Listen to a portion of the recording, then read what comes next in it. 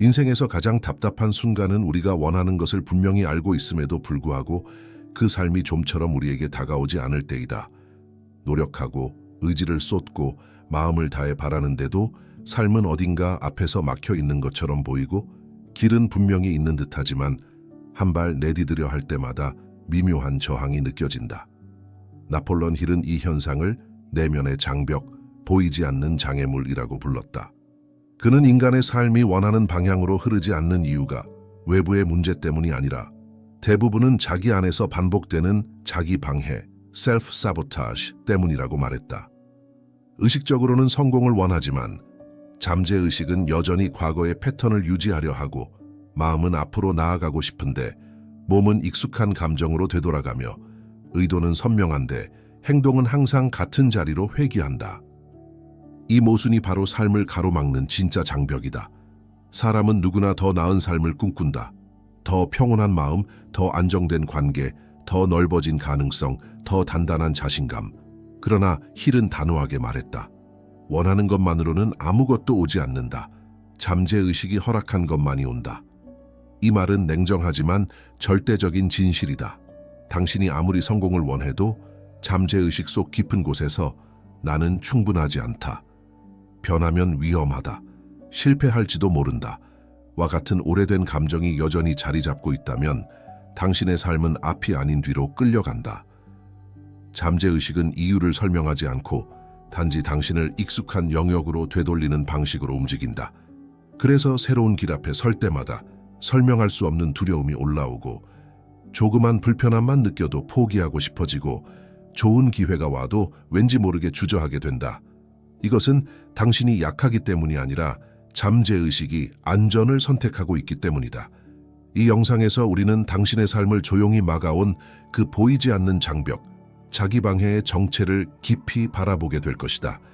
왜 우리가 분명히 원하면서도 가지 못했는지, 왜 같은 문제를 반복하며 같은 감정에 갇히는지, 왜 삶은 때때로 앞으로 나아가려 할수록 더 강하게 밀어내는 것처럼 느껴지는지, 그 모든 이유는 잠재의식 속에 녹아있는 오래된 기록 때문이다. 그러나 이 이야기는 절망이 아니다. 오히려 희망의 시작이다. 힐은 말했다. 당신을 방해하는 힘은 당신 안에 있고 당신을 움직이는 힘도 당신 안에 있다. 자기 방해를 이해하는 순간 그것을 멈출 방법이 보이기 시작한다. 그리고 그 순간부터 당신이 원하는 삶은 더 이상 멀리 있지 않다. 이 영상은 그 문을 여는 첫걸음이다. 사람들은 흔히 삶이 원하는 대로 흘러가지 않는 이유를 외부에서 찾는다. 운이 없어서, 환경이 나빠서, 주변 사람들이 이해해주지 않아서, 기회가 오지 않아서. 그러나 나폴레옹 힐은 평생의 연구 끝에 완전히 다른 결론에 도달했다. 삶은 당신이 원하는 것을 주지 않는다. 삶은 당신이 무의식적으로 허용한 만큼만 준다. 이 말은 듣기에 불편할 수 있지만 그 불편함 속에 깊은 진실이 담겨 있다. 우리가 원하는 것은 의식의 영역에 존재하지만 우리가 실제로 살아가는 방향은 잠재의식이 결정한다. 그리고 잠재의식은 단 한 가지 기준으로 움직인다. 익숙한 것이 안전하다. 이것 때문에 당신이 아무리 새로운 삶을 원해도 잠재의식은 익숙한 감정과 익숙한 행동을 붙잡고 당신을 되돌린다. 예를 들어 당신이 풍요로운 삶을 원한다고 하자. 의식적으로는 더 나은 직업을 원해. 경제적 여유를 갖고 싶어. 내 능력을 인정받고 싶어. 라고 생각한다. 그러나 잠재의식이 과거의 실패 경험, 부족함의 감정, 자기 의심을 강하게 기억하고 있다면 풍요로운 삶은 당신에게 익숙하지 않은 감정으로 느껴진다. 그래서 기회가 와도 스스로 물러나고 가능성이 보여도 주저하고 좋은 방향이 눈앞에 있음에도 불구하고 손을 뻗지 못한다. 힐이 말한 것처럼 원하는 것에는 반응하지 않지만 익숙한 것에는 즉시 반응한다. 이것이 성공을 원하는데도 더 나은 삶이 다가오지 않는 이유이다. 또 다른 예를 보자. 누군가 사랑받고 싶다고 말하지만 잠재의식은 나는 사랑받기 어렵다. 가까워지면 상처받는다. 언젠가 버려질 것이다. 라는 감정을 가지고 있을 수 있다. 그러면 의식적으로는 사랑을 원해도 잠재의식은 친밀함을 위험으로 해석하고 관계를 망가뜨리는 행동을 무의식적으로 반복한다. 스스로도 이해하지 못하는 방식으로 상대를 밀어내거나 불신을 만들거나 갑자기 마음을 닫아버리기도 한다. 이것 역시 당신 안의 의지가 부족해서가 아니라 잠재의식이 오래된 감정의 기록을 기준으로 움직이기 때문이다. 결국 중요한 것은 이것이다. 문제는 당신의 의지가 아니라 잠재의식이 아직 과거의 감정에 머물러 있다는 사실이다. 삶이 다가오지 않는 이유는 당신이 충분하지 않아서가 아니라 잠재의식이 아직 준비되지 않았다고 해석하기 때문이다. 하지만 그 해석은 사실이 아니다. 그것은 과거의 감정이 현재의 당신을 잘못 이해하고 있을 뿐이다. 이 사실을 깨닫는 순간 우리는 삶이 막혀있는 이유를 다른 시선으로 보게 된다. 길이 막힌 것이 아니라 잠재의식이 새로운 길을 안전하다고 느끼지 못했기 때문에 문을 열지 않았던 것이다. 이제 우리는 그 문을 여는 방법을 찾게 될 것이다. 자기 방해는 의도적으로 이루어지지 않는다. 그것은 조용하고 느리며 거의 감지할 수 없을 만큼 미묘하게 작동한다. 나폴레옹 힐은 이를 내면의 자기 반대 셀프 오포지션이라고 표현했다. 즉 의식은 앞으로 나아가고 싶은데 잠재의식은 뒤로 당기고 있는 상태다. 이때 두 힘이 충돌하며 생기는 것이 바로 자기 방해다. 우리는 스스로를 막으려는 의도가 없다.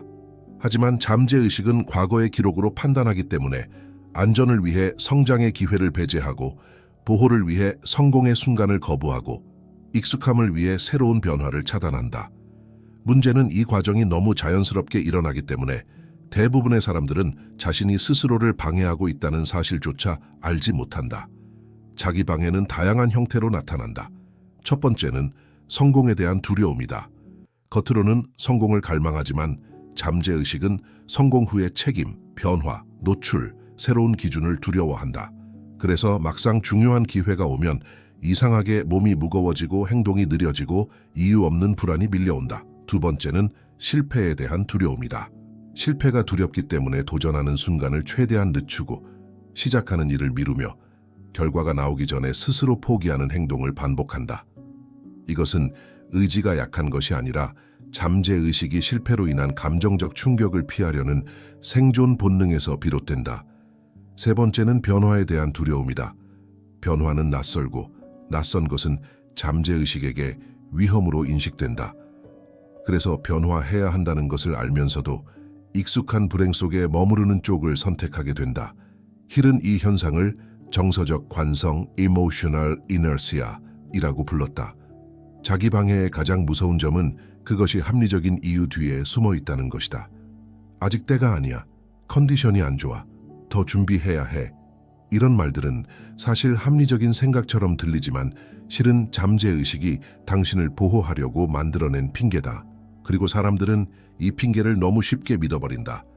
왜냐하면 핑계는 달콤하고 익숙하며 우리를 당장의 불편함에서 벗어나게 해주기 때문이다. 그러나 힐은 명확하게 말했다. 자기 방해는 부드러운 목소리를 하고 있지만 삶을 무너뜨리는 가장 강력한 적이다. 이 패턴을 알아차리는 것은 무척 어렵지만 알아차리는 순간 변화의 절반은 이루어진다. 자기 방해는 당신의 잘못이 아니라 잠재의식이 오래된 감정의 기록에 따라 당신을 보호하려는 행동이라는 것을 이해하는 것이 중요하다. 이 이해가 시작될 때 자기 방해는 더 이상 당신의 그림자가 아니라 당신이 치유해야 할 과거의 감정으로 보이기 시작한다. 그리고 그 순간부터 자기 방해를 멈출 수 있는 길이 열린다. 사람의 마음은 변화보다 익숙함을 더 강하게 따른다.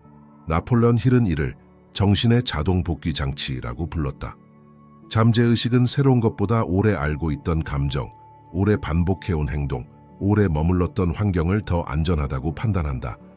그래서 우리가 아무리 새로운 삶을 원해도 잠재의식이 느끼기에 낯설다면 몸 전체가 미세한 저항을 일으킨다.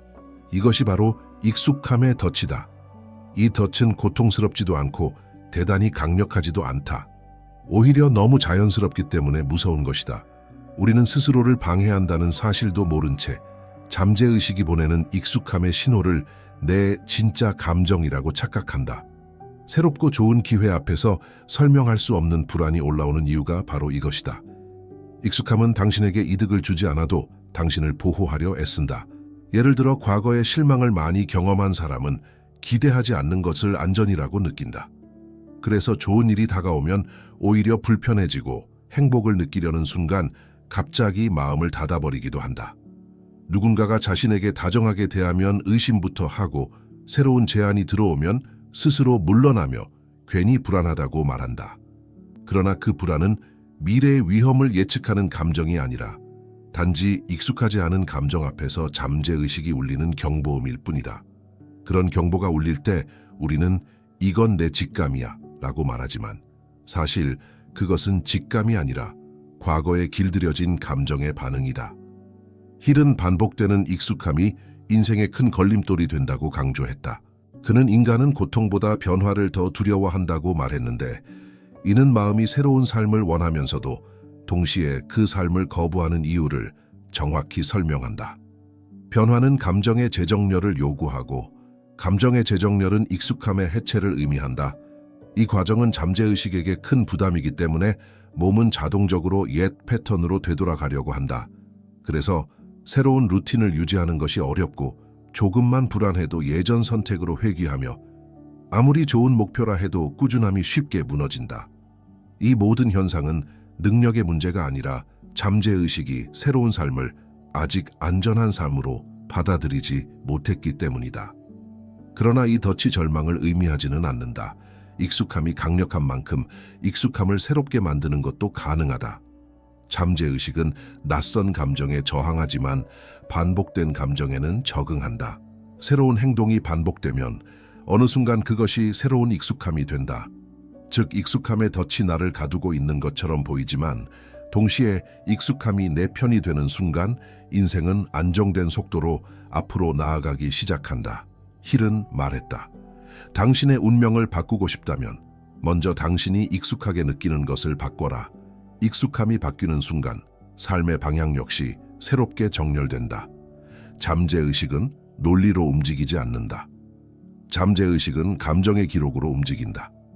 특히 오래된 감정들은 잠재의식 속에서 하나의 정서적 진실로 자리 잡고 시간이 지나도 사라지지 않는다. 나폴레온 힐은 이를 내면의 감정적 상처가 삶의 방향을 비틀어 놓는다고 설명했다. 우리는 종종 과거는 이미 지나갔다고 생각하지만 잠재의식에게 과거는 아직 끝나지 않은 감정들이다. 그 감정들은 당신이 새로운 길을 선택하려 할 때마다 몸을 미세하게 뒤로 끌어당기며 마치 보이지 않는 손으로 현실의 장면을 교묘하게 조정한다. 그 결과 의식적으로는 앞으로 나아가고 싶어도 잠재의식은 과거의 감정 패턴으로 당신을 되돌린다. 예를 들어 어린 시절 인정받지 못했던 사람은 마음 깊은 곳에서 나는 충분하지 않다라는 감정을 저장하고 있다.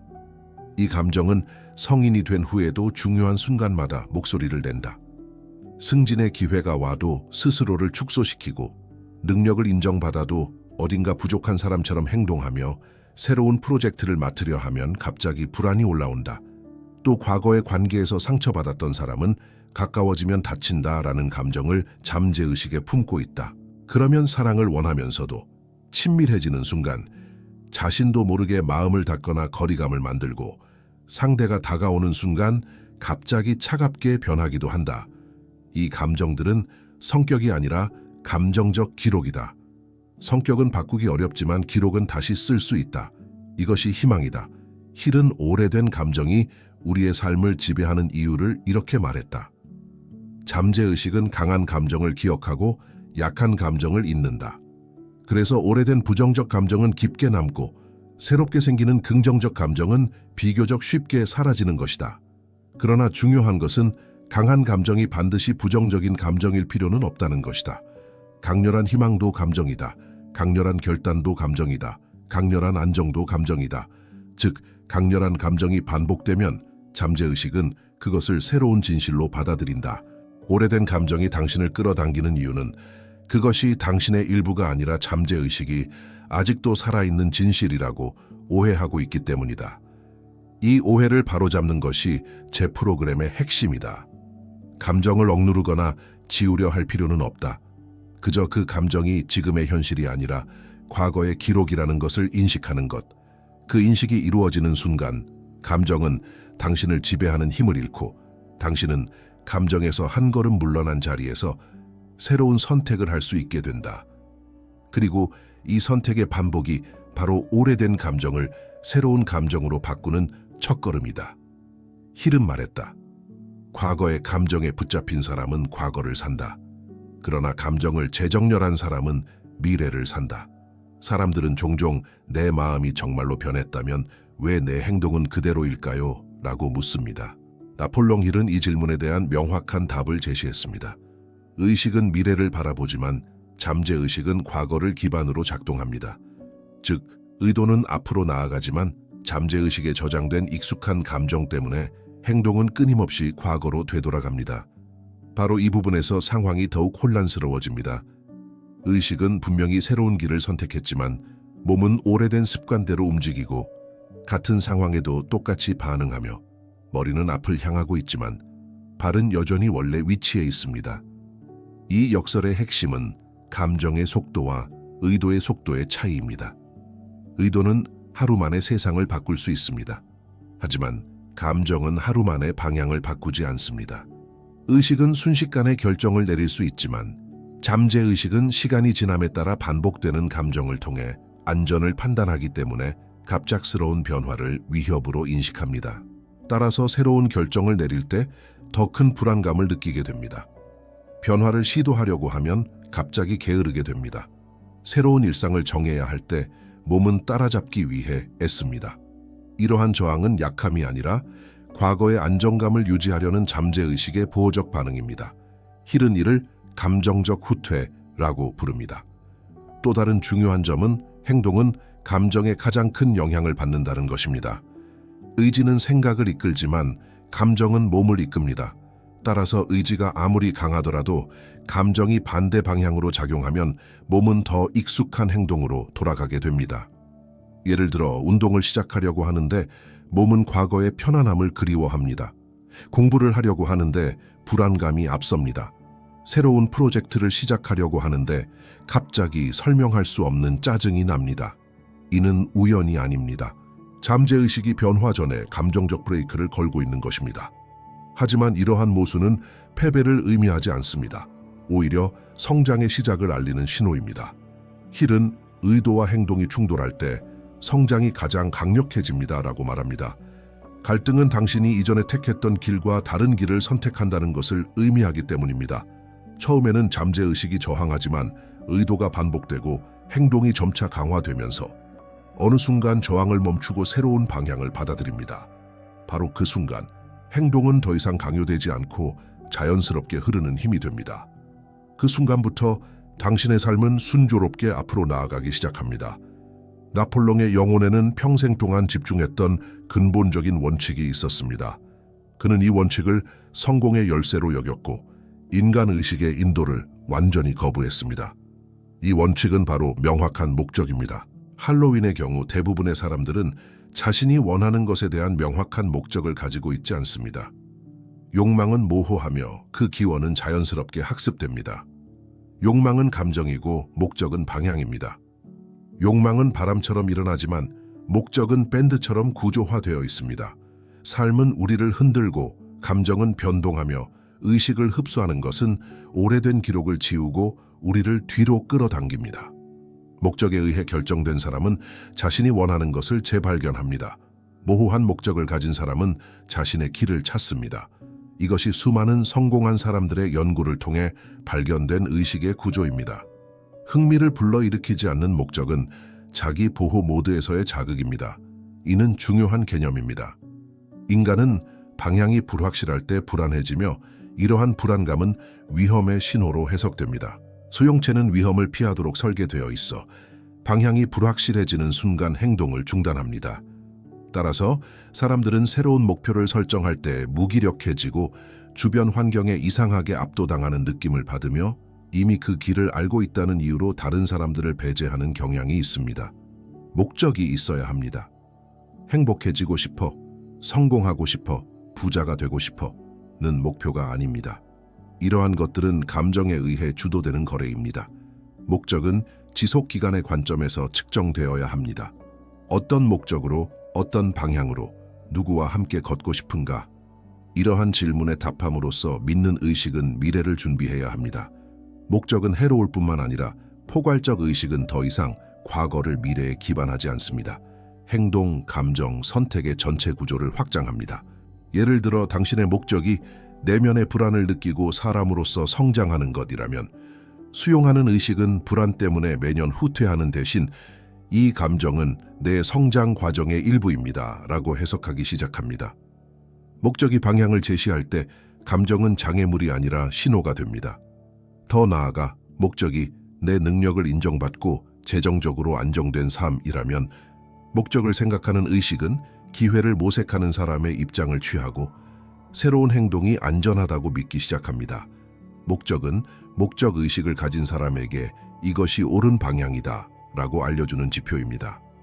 안녕은 목적이 없는 사람들에게는 받아들이는 의식이 기대됩니다 라고 말했습니다. 이 말은 삶이 막힌 대부분의 사람들에 대해 많은 것을 말해줍니다. 그들은 원하는 것을 원하지 않지만 그것을 바라는 목적이 부족합니다. 이러한 상태가 오래가지 못하는 이유는 목적이 마음과 연결되어 움직이기 때문입니다. 그러나 처음에는 표면적인 목적의식이 즉시 방향을 바꿉니다. 움직이는 것은 움직이고 감정은 진정되고 안정되며 선택이 가능해지고 흐름이 개인을 통해 흐르기 시작합니다. 목적은 순식간에 방황을 야기합니다. 잠재의식을 바꾸는 가장 강력한 도구는 거대한 결심이 아니라 지속되는 선택이다. 나폴레온 힐은 사람의 운명은 선택의 반복으로 만들어진다고 말했다. 선택은 작지만 방향을 바꾸고 방향이 바뀌면 결국 삶 전체가 재정렬된다. 그러나 대부분의 사람들은 선택을 결과로만 바라본다. 오늘 무엇을 해야 하는지, 어떤 행동이 옳은지, 무엇을 해야 좋은지를 고민한다. 하지만 힐이 말한 선택의 본질은 다르다. 선택은 행동을 결정하는 것이 아니라 잠재의식에게 신호를 보내는 행위이다. 당신이 매일 하는 선택이 잠재의식에게 나는 이런 사람이다라는 새로운 메시지를 전달한다. 이 신호가 반복될 때 잠재의식은 과거의 기록을 지우고 새로운 패턴을 받아들이기 시작한다. 선택의 기술에서 핵심은 작은 선택이 큰 변화를 만든다는 사실이다. 잠재의식은 거대한 변화를 위험으로 해석한다. 그래서 갑작스럽게 삶을 바꾸려고 하면 불안이 올라오고 저항이 커지고 감정이 무너진다. 반면 아주 작은 선택, 하루 5분의 집중, 단 한 번의 행동 실행, 감정이 올라왔을 때 한 번 숨 고르는 것은 잠재의식에게 부담을 주지 않는다. 오히려 잠재의식은 이 작은 선택들을 안전한 변화로 인식하고 이 반복이 누적될 때 깊은 구조가 바뀌기 시작한다. 힐은 이를 미세한 조정의 힘이라고 불렀다. 인간의 마음은 큰 변화보다 작은 변화를 더 쉽게 받아들이고 작은 변화야말로 잠재의식을 제작성하는 가장 안전하고 강력한 방식이다. 또 하나 중요한 기술은 감정이 아닌 선택의 근육을 사용하는 것이다. 감정은 늘 제멋대로 흐른다. 불안은 어떤 날엔 크게, 어떤 날엔 거의 느껴지지 않으며 의욕은 아침에 있다가 오후에 사라지고 두려움은 때로는 작게, 때로는 거대하게 느껴진다. 감정은 날씨와 같아서 절대 일정하지 않다. 그러나 선택은 일정하게 만들 수 있다. 힐은 감정은 얻는 것이지만 선택은 만드는 것이다 라고 말했다. 감정에 따라 행동하는 사람은 잠재의식의 지배를 받지만 선택에 따라 행동하는 사람은 잠재의식을 이끌어간다. 작은 선택 하나가 감정을 이기고 그 감정 위에 새로운 길을 만든다. 마지막으로 선택의 기술은 반응을 바꾸는 것에 있다. 반응은 잠재의식이 자동으로 내리는 판단이다. 그러나 이 자동 반응을 의식적으로 바꾸는 순간 잠재의식의 회로가 흔들리기 시작한다. 예를 들어 불안이 올라오는 순간 도망치는 대신 잠시 멈추는 선택을 한다. 무기력이 느껴질 때 아무것도 하지 않는 대신 작은 행동 하나를 한다. 누군가의 말에 상처받았을 때 닫아버리는 대신 숨을 한 번 고르고 나를 바라보는 선택을 한다. 이런 반응의 전환은 잠재의식에게 나는 예전의 나가 아니다 라는 가장 강력한 메시지를 보낸다. 이 메시지가 반복되면 잠재의식은 과거의 기록을 업데이트하기 시작하고 그 순간부터 인생의 흐름 자체가 달라진다. 힐의 말처럼 당신의 선택이 당신의 잠재의식을 다시 쓰고 잠재의식이 당신의 미래를 다시 쓴다. 잠재의식은 말이 아니라 패턴을 따른다. 그리고 패턴은 오직 행동의 반복으로 만들어진다. 그래서 나폴레옹 힐은 생각이 바뀌면 행동이 바뀌고 행동이 바뀌면 운명이 재정렬된다고 말했다. 행동은 단순한 움직임이 아니다. 행동은 잠재의식에게 이것이 나의 새로운 삶이다라고 선언하는 가장 강력한 신호이다. 우리가 이전과는 다른 행동을 반복하기 시작하면 잠재의식은 그 반복을 새로운 안정으로 받아들이고 그 순간부터 인생 전체가 새로운 궤도로 움직이기 시작한다. 변화가 눈에 보이지 않더라도 행동이 쌓이면 반드시 현실의 구조는 바뀐다. 왜냐하면 현실은 당신의 감정과 선택, 습관과 행동의 총합으로 만들어진 결과이기 때문이다. 처음 변화의 행동을 시작할 때는 불편함이 커진다. 몸은 예전의 익숙함으로 돌아가고 싶어하고 감정은 변화 자체를 위험으로 느끼며 잠재의식은 조용하지만 강력한 저항을 만들어낸다. 그러나 힐은 이 저항을 진짜 변화가 시작됐다는 증거라고 말한다.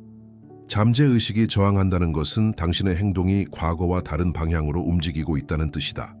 그리고 이 저항이 반복되는 행동 앞에서 조금씩 약해지기 시작할 때 잠재의식은 새로운 패턴을 받아들이고 그 패턴이 안전하다고 인식된다. 그러면 행동은 더 이상 의지가 필요하지 않고 자연스럽게 흘러가듯 이어진다. 이것이 바로 행동의 관성이 바뀌는 순간이다. 행동의 변화는 감정의 재정렬까지 불러온다. 예전에는 두려움을 일으키던 상황이 더 이상 강한 감정을 만들지 않고 평소에 흔들리던 마음이 점점 안정되기 시작한다. 이것은 외부 환경이 바뀐 것이 아니라 행동을 반복하는 동안 내면의 기준점이 조용히 이동했기 때문이다. 새로운 행동이 반복되면 새로운 감정이 생성되고 그 감정이 잠재의식에 저장되면서 인생의 기준 자체가 재구성된다. 그래서 행동이 바뀌면 선택이 달라지고 선택이 달라지면 기회가 달라지고 기회가 달라지면 결국 인생의 구조가 완전히 변한다. 그리고 마지막 변화가 찾아온다. 현실이 움직인다.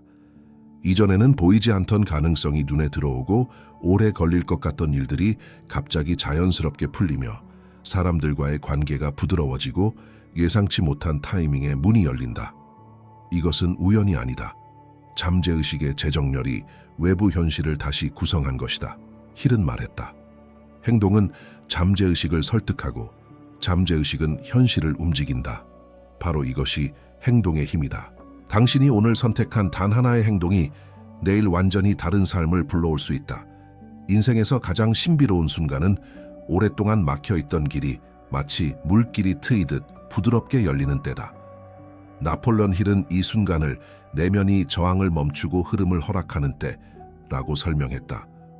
사람들은 흔히 외부 상황이 좋아져서 길이 열렸다고 생각하지만 힐은 정반대의 진실을 말했다. 길이 열리는 것은 외부의 변화가 아니라 잠재의식이 새로운 방향을 허락했기 때문이다. 우리가 아무리 노력해도 인생이 굳은 벽처럼 느껴졌던 시기는 내면이 변화에 저항하고 있었기 때문이며 그 저항이 멈추는 순간부터 흐름이 시작된다. 이 흐름은 큰 소리도 강한 흔들림도 없다. 그것은 아주 조용하지만 매우 강력하게 인생의 방향을 바꾼다. 이 흐름은 어떻게 감지되는가? 첫 번째 신호는 감정의 긴장도가 낮아진다는 것이다. 예전에는 도전하려 할 때 심장이 빨리 뛰고 몸이 경직되고 머릿속이 복잡해졌다면 이제는 같은 상황에서도 호흡이 조금 더 깊어지고 마음이 덜 흔들리고 감정의 파도가 잔잔해지는 변화가 나타난다. 이것은 겉으로 보이지 않지만 내부의 거대한 구조 변화가 일어나고 있다는 증거다. 잠재의식이 더 이상 과거의 감정을 기준으로 판단하지 않고 새로운 방향을 안전하다고 받아들이고 있다는 의미이기 때문이다. 두 번째 신호는 선택이 부드러워진다는 것이다. 예전에는 한 가지 선택을 하기까지 수많은 감정적 갈등과 내적 저항이 필요했지만 이제는 마음의 흔들림이 덜하고 심리적 부담이 줄어들고 행동으로 이어지는 과정이 더 자연스러워진다. 이는 잠재의식과 의식이 같은 방향을 향하고 있다는 뜻이다. 그동안 내면에서 두 힘이 서로 반대로 움직여 충돌이 일어났다면 지금은 두 힘이 같은 방향으로 흐르기 시작했다는 것이다. 힐은 이를 내면적 정렬이라고 불렀다. 내면이 정렬되면 삶은 마치 외부에서 도움을 받는 듯한 흐름을 탄다. 세 번째 신호는 우연처럼 보였던 일들이 하나의 의미 있는 흐름으로 연결된다는 것이다. 이전에는 잡히지 않던 기회가 손에 잡히고 예상치 못한 사람들과 새로운 인연이 생기고 시간과 상황이 절묘하게 맞아떨어지는 경험이 늘어난다. 이것은 마법이 아니라 잠재의식이 당신의 생각, 감정, 행동을 하나의 방향으로 일관되게 움직이기 시작했기 때문에 외부 현실도 그 방향으로 정렬되고 있는 것이다. 힐은 이 현상을 의식과 잠재의식의 공진공전이라고 불렀다. 내면이 흐름을 허락하면 인생 전체가 그 흐름에 따른다. 길이 열리는 순간은 누구에게나 도착한다. 그리고 그 순간은 거창하지 않고 조용하며 마치 오래전부터 준비되어 있었던 것처럼 자연스럽다. 중요한 것은 그 순간을 기다리는 것이 아니라 그 순간이 찾아올 수 있는 내면의 조건을 만드는 것이다. 흐름을 허락하는 마음, 오래된 감정보다 새로운 방향을 선택하는 용기, 작지만 반복되는 행동, 이것들이 쌓일 때 인생의 문은 열리고 그 길은 더 이상 저항이 아닌 흐름으로 당신을 이끈다. 힐은 마지막으로 이렇게 말했다. 저항을 멈추는 순간 삶은 당신을 밀어준다. 우리가 평생 동안 부딪혀왔던 벽은 사실 외부의 장애물이 아니라 마음속 깊이 자리 잡고 있던 오래된 나였다. 나폴레온 힐은 인생을 막는 것은 세상이 아니라 우리가 익숙해진 과거의 자기 자신이라고 말했다. 우리는 새로운 삶을 바라보면서도 동시에 과거에 길들여진 감정과 패턴에 다시 끌려가고 있었다. 두려움이 올라오면 멈추고, 불안이 오면 숨고, 익숙함이 흔들리면 다시 제자리로 돌아가며 상처의 기록이 현재의 선택을 지배했다. 그래서 원하는 길을 알고 있으면서도 발이 떨어지지 않았고 변화해야 한다는 것을 알면서도 마음이 돌처럼 무겁게 느껴졌던 것이다. 그러나 이 모든 과정은 결코 약함이 아니었다. 잠재의식이 당신을 지키려 했던 보호의 본능이었고 그 본능이 과거를 현재로 오해했던 것뿐이다. 하지만 이제 당신은 알게 되었다. 잠재의식은 적이 아니라 방향을 잃은 조용한 동료이며 그 동료에게 새로운 방향을 알려주는 힘이 선택과 행동 속에 있다는 것을, 자기 방해는 결코 영구적인 프로그램이 아니며 반복되는 작은 선택과 새로운 익숙함을 통해 조용히 재작성될 수 있는 감정적 구조물일 뿐이다. 당신의 의도가 선명해지고 행동이 누적되고 오래된 감정을 바라볼 수 있게 된 순간부터 잠재의식은 더 이상 과거를 기준으로 움직이지 않는다. 이제 그것은 미래를 기준으로 움직이기 시작한다. 저항은 줄어들고 흐름은 강해지고 길은 서서히 열리기 시작한다. 인생은 때로 느리게 움직이지만 한 번 방향을 잡으면 놀라울 정도로 정확하게 흘러간다. 이것이 내면이 바뀌었을 때 외부가 따라오는 방식이다. 이제 중요한 것은 단 하나다. 계속하는 것. 감정이 올라올 때 도망치지 않고 바라보는 것. 작은 행동이라도 꾸준히 반복하는 것. 불편함이 찾아와도 멈추지 않는 것. 익숙함이 흔들려도 새 익숙함을 선택하는 것. 이 조용한 반복이 당신의 잠재의식을 다시 쓰고 그 잠재의식이 당신의 미래를 다시 쓸 것이다.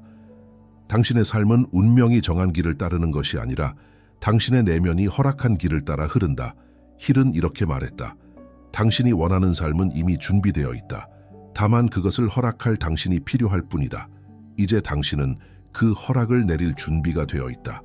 당신을 막던 오래된 감정은 힘을 잃었고 새로운 방향을 향해 나아갈 당신의 내면은 조용히 정렬되기 시작했다. 마지막 문장을 남긴다.